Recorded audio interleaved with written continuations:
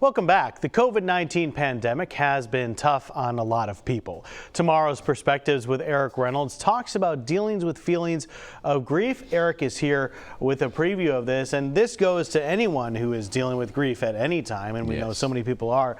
But yes, as the intro alluded to, so many more people have had to deal with this recently because of COVID-19. And we're at that time of the year, holiday season, where a lot of folk are not as happy and enjoying the holiday period as some of us are. I mean, we have our kids and grandkids. It makes it a little easier, but it's a tough time for a lot of folk. And then the combination of what has happened in the last 18 to 20 months, it's a holiday period that some folk will be for the first time missing loved ones and missing dear friends. And so we thought this would be a good time to bring in some information from our counselors. Kiera Brown, one of our producers, was thinking of this as a good subject this time of the year. And so we thought that hopefully dealing with some of these management opportunities of managing grief would be helpful for folk watching.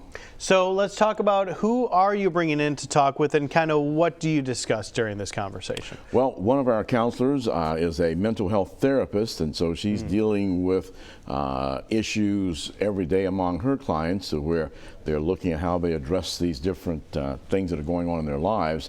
And then our second counselor, he is dealing constantly with hospice.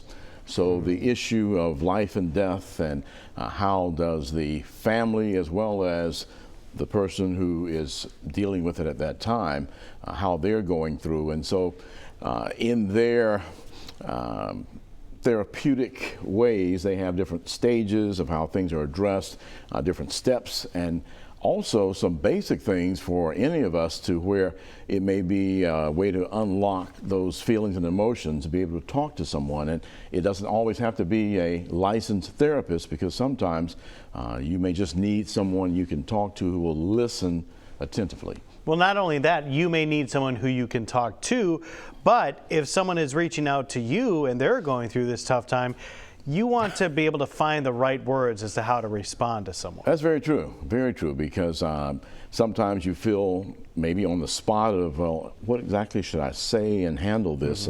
And some people may not have gone through it themselves yet. And I know that many of us in this last year and a half have had to address that for the first time with someone close. And so, yeah, they're giving you some information from listening to this to say, okay, this will help me better in responding to someone, because we've lost friends, as well as some of our co-workers have lost loved ones. And, you know, what's the first thing should you say when you're first addressing that?